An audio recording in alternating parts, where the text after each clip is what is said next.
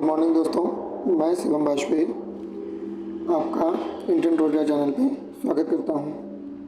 हम लोग हिंदी में टॉपिक वाइज बढ़ते हुए आज आपका नया टॉपिक है क्या, संधि। तो संधि को हम शुरुआत करते समय पहले तो आता है संधि है क्या। संधि की परिभाषा समझ लेते हैं। संधि की परिभाषा क्या होती है, दो वर्णों के मेल से जो विकार उत्पन्न होता है। विकार का मतलब होता है परिवर्तन, जो विकार उत्पन्न होता है उसे संधि कहते हैं।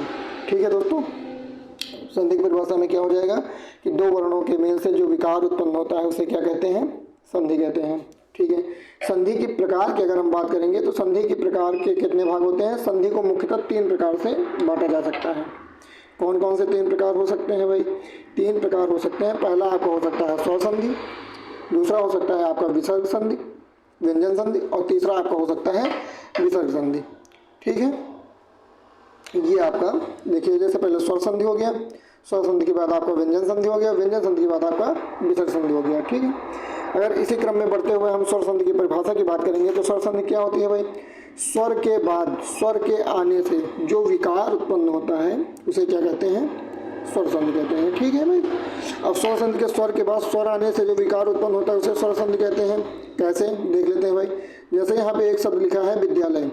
अब विद्यालय में देखिए यहाँ पे दा के बाद क्या लिखा हुआ है, दा के बाद आपका लिखा हुआ है आ, देखिए बड़ा है।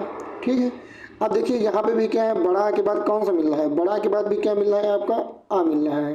ठीक है, बड़ा आ के बाद अगर आ के मिलने से जो विकार उत्पन्न हो रहा है वो भी क्या होगा, इक्वलिटी में स्वर ही तो आएगा। आ के बाद अगर आ मिल रहा है तो स्वर ही तो आएगा।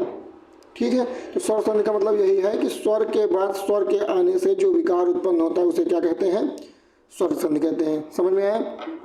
ठीक है, चलिए आगे देख लेते हैं भाई, इसको इरेज कर लेते हैं। आगे से क्रम में बढ़ते हुए देख लेते हैं। जैसे सुरेंद्र लिखा है तो सुरेंद्र, सुर प्लस इंद्र। ठीक है, सॉरी यहाँ पे सुरेंद्र नहीं होगा, यहाँ सुरेंद्र नहीं होगा, सुर। ठीक है, जैसे यहाँ पे देखिए अब सुरेंद्र में जैसे यहाँ पे मिल गया है आपका, एक मिनट, जैसे मिल गया है, जैसे यहाँ पे देख लेते हैं, जैसे मिल गया आ। अब यहाँ पे एक उदाहरण दे दिए हैं स्वर संधि का, ये है आ प्लस अब इंद्र है, ये मिल गया। ठीक है, अब इसके मिलने से हमें किसका निर्माण होगा, ए का होगा।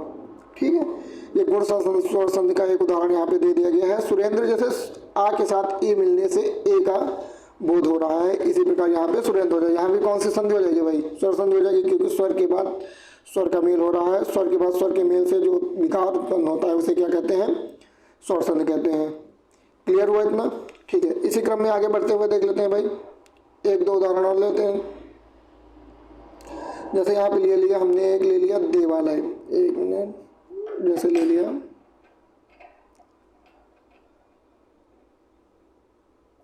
देवालय, ले लिया। अब देवालय में देखिए, देवालय लेने के बाद यहाँ पे देखिए वा के बाद क्या है, बढ़िया की मात्रा है, यहाँ पे भी क्या ले लिया, आ। अल्लाह कोई वर्ण मिलता है, हमने आपको बताया था कि जो व्यंजन होता है वो स्वरों की सहायता से निर्मित होते हैं। ठीक है, तो अगर ला को हमको लिखना है तो ला को कैसे लिखेंगे भाई, जैसे ला लिखना है तो आधा ला प्लस उसमें क्या जुड़ जाएगा, आ जुड़ जाएगा। ठीक है, तो ला लिखा है तो वाह, तो यहाँ पे देखिए बढ़िया की मात्रा ये लगी हुई, तो इससे तो हमने आ ले लिया। अब इसमें ला में भी तो आ मिल रहा है। ठीक, और स्वर के बाद जो स्वर आया छोटा, छोटा मिलके क्या बना देगा, बड़ा बना देगा। तो स्वर के बाद स्वर से जो विकार उत्पन्न हुआ है वहाँ पे क्या हुआ, स्वर ही आ रहा है ना, तो स्वर संधि हो जाएगा। ठीक है, क्लियर हुआ इतना? चलिए आगे इसी क्रम में बढ़ते हुए आगे देख लेते हैं भाई। स्वर संधि के बाद आपका आता है व्यंजन संधि। व्यंजन संधि की अगर परिभाषा की बात करेंगे तो क्या होता है, व्यंजन के बाद व्यंजन के आने से जो विकार उत्पन्न होता है उसे क्या कहते हैं, व्यंजन संधि कहते हैं। व्यंजन के बाद व्यंजन कैसे आएगा भाई, उदाहरण देख लेते। जैसे लिखा है दिगंत, दिगंत में देखिए जैसे लिखा है, पहले लिखा है आधा का, अब इसमें प्लस कर दिया अंत। ठीक है, और दिगंत में जो क्या हुआ, अंत में ऊपर बिंदी लगी हुई है ना, देखिए बिंदी, तो यहाँ पे आ नहीं आएगा। एक मिनट कट कर देते हैं भाई।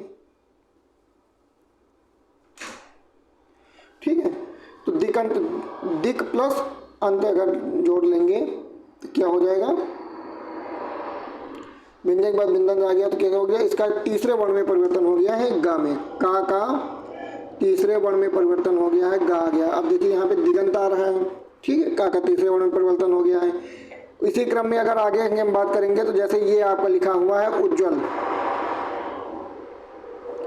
उज्ज्वल लिखा हुआ है, तो जैसे उज्ज्वल, अब यहाँ पे भी देखिए उज्ज्वल में जा के बाद जा आ रहा है, उत प्लस ज्वल, जैसे लिखा है उत प्लस ज्वल। अब यहाँ पे ता उठा लिया, यहाँ पे जा उठा लिया, व्यंजन के बाद व्यंजन आ गया। यहाँ पे भी देखिए उज्ज्वल का उत प्लस ज्वल कर दिया, उज्ज्वल हो गया, व्यंजन के बाद व्यंजन आ गया, ठीक है, इतना क्लियर हो गया।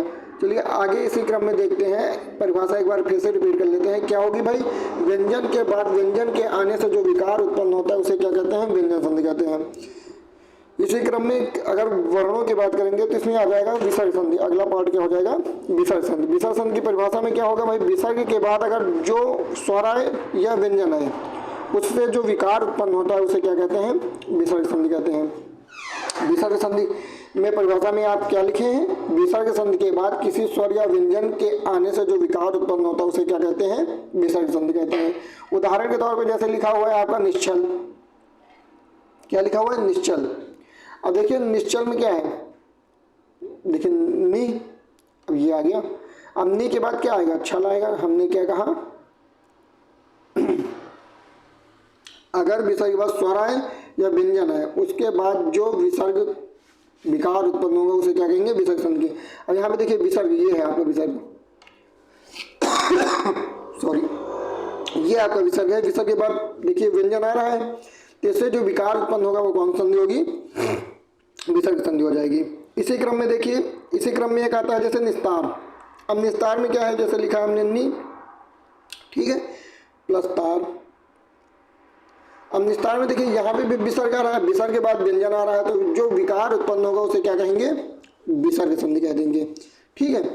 इसी क्रम में बढ़ते हुए अगर हम बात करेंगे कि स्वर संधि के भेद कितने होते हैं, तो स्वर संधि के मुख्यतः कितने भेद होते हैं, स्वर संधि के मुख्यतः 5 भेद होते हैं। कौन कौन से होते हैं, पहला होता है आपका दीर्घ संधि, ठीक है, उसके बाद होता है आपका गुण संधि, गुण संधि के बाद होता है आपका वृद्धि संधि, वृद्धि संधि के क्रम में आगे बढ़ते हुए यण संधि और अयादि संधि, ठीक है।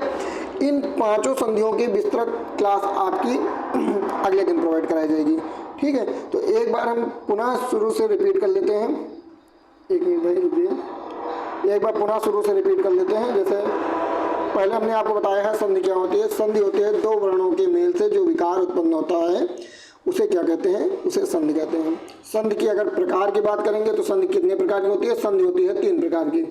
कौन कौन सी 3 प्रकार की संधि होती है, 3 प्रकार से संधि होती है। जैसे पहले आपकी आती है स्वर संधि, व्यंजन संधि और विसर्ग संधि। स्वर संधि की अगर परिभाषा की बात करेंगे तो स्वर संधि की परिभाषा होती है स्वर के बाद स्वर के आने से जो विकार उत्पन्न होता है उसे क्या कहते हैं, उसे स्वर संधि कहते हैं। परिभाषा देखिए लिखी हुई है भी, ठीक है। स्वर के बाद स्वर के आने से जो विकार उत्पन्न होता है उसे स्वर संधि कहते हैं। उदाहरण के तौर पे हमने आपको अभी डिस्क्राइब करके बताया था, एक बार फिर से देख लेते हैं। क्या है भाई, जैसे लिखा है विद्यालय, विद्या प्लस आलय हो गया। अब विद्या के बाद देखिए यहाँ पे लिखा है बड़े आ लिखा है, यहाँ पे बड़ा है, आ लिख लिया, आ के बाद आ लिख लिया। अब आ स्वर के बाद स्वर आ रहा है, स्वर के बाद स्वर के आने से क्या हो गया, ये बड़ा हो गया, विकार हो गया ना। देखिए यहाँ पे छोटा छोटा मिलके बड़ा बना दिया, यहाँ पे हो गया विद्यालय। उसी क्रम में सुरेंद्र में देख लेते हैं। सुरेंद्र में सुर, सुर से हमने ले लिया रा से आ उठा लिया प्लस ई बराबर ए, ठीक है, सुरेंद्र हो गया। तो स्वर के बाद स्वर के आने से जो विकार उत्पन्न होता है उसे क्या कहते हैं भाई, उसे कहते हैं स्वर संधि, ठीक। आगे इसी क्रम में देख लेते हैं भाई। आगे बात की जाएगी व्यंजन संधि की। व्यंजन संधि की परिभाषा क्या लिखी है भाई, व्यंजन के बाद व्यंजन आने से, क्या भाई, व्यंजन के बाद व्यंजन के आने से जो विकार उत्पन्न होता है उसे क्या कहते हैं, व्यंजन संधि कहते हैं। उदाहरण के तौर पे हमने लिखा है जैसे दिगंत, का प्लस आ मिलके क्या बना दिया, गा बना दिया, तीसरे वर्ड में परिवर्तन हो गया, व्यंजन के बाद व्यंजन आ गया, कोई दिक्कत नहीं। उज्ज्वल जैसे उत प्लस ज्वल हो गया, ठीक है। इसकी अभी कुछ नियम है, तीसरे वर्ण में कौन सा परिवर्तन होगा, ठीक है, कहाँ पे ना लगेगा, कहाँ पे स्वर आएगा, कहाँ पे बिंदु लगेगा, वो जो भी जानकारी है आपको जब विस्तृत इसको पढ़ाया जाएगा तब आपको प्रोवाइड करा दी जाएंगी, ठीक है। अगर संधि के क्रम की बात करेंगे तो अगले क्रम में आता है विसर्ग संधि। विसर्ग संधि की परिभाषा क्या होती है? विसर्ग के बाद किसी स्वर या व्यंजन के आने से जो विकार उत्पन्न होता है उसे क्या कहते हैं? विसर्ग संधि कहते हैं। ठीक है। जैसे उदाहरण के तौर पे आपको लिखा है निश्चल, लिखा है निस्तार, लिखा हुआ है। ठीक है, निस्तार हो गया, निश्चल हो गया। देखिए विसर्ग का मतलब होता है यही दो आपके बिंदु, यही विसर्ग है। अब इसके बाद चाहे स्वर है चाहे आपका व्यंजन आ जाए, इसके बाद अगर स्वर व्यंजन कुछ भी आ रहा है तो वहाँ पे कौन सी संधि हो जाएगी? विसर्ग संधि हो जाएगी। ठीक है, इतना क्लियर हुआ। अगर हम इसी क्रम में आपका एक बार फिर से रिपीट करा दे रहे हैं, पहले होता है स्वर संधि के अगर भेद की बात की जाएगी, स्वर संधि के भेद की बात की जाएगी। स्वर संधि के कितने भेद होते हैं? स्वर संधि के मुख्यतः 5 भेद होते हैं। कौन कौन से होते हैं? पहला है आपका दीर्घ संधि, दीर्घ संधि के बाद आपका आ जाएगा गुण संधि, वृद्धि संधि, यण संधि और अयादि संधि। ठीक है, इतना क्लियर हुआ। कल आपकी विस्तृत चर्चा होगी इन संधियों के बारे में। ठीक है, स्वर संधि के जो भेद आपको बताए हैं कल इस पे एक विस्तृत क्लास लेंगे, जिससे आपके संधि का टॉपिक एकदम क्लियर हो जाएगा। परीक्षा में जैसे ही आपका टॉपिक समाप्त होता है, परीक्षा में आने वाले संभावित प्रश्नों की श्रृंखला एक कराई जाएगी, जिसको ज्वाइन करना आपके लिए बेहद जरूरी है। क्योंकि कोई भी टॉपिक पढ़ने के बाद अगर आपको उसके प्रैक्टिस कर लेते हैं तो वो टॉपिक हमेशा के लिए आपके मस्तिष्क में रह जाता है। ठीक है, तो क्लास आज आपके यहीं पे विराम करते हैं। क्लास अच्छी लगी हो शेयर कीजिए, लाइक कीजिए, चैनल को सब्सक्राइब कीजिए।